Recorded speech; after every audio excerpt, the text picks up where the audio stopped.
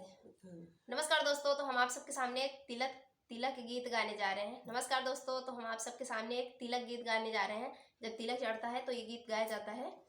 पारंपरिक तिलक गीत है। हाँ, सब जगह पे गाया जाता है।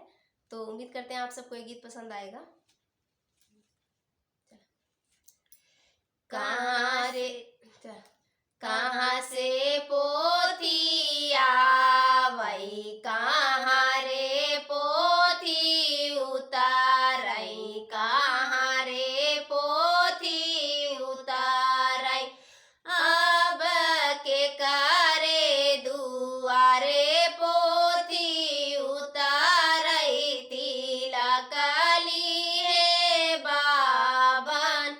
अब के करे दुआरे पोथी उतारई, तिलक लिए बाबन।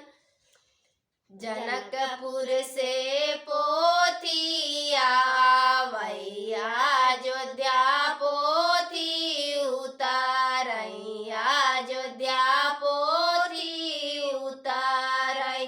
रामा दशरथ दुआरे पोथी उतारई, तिलक लिए बाबन। रामा दशरथ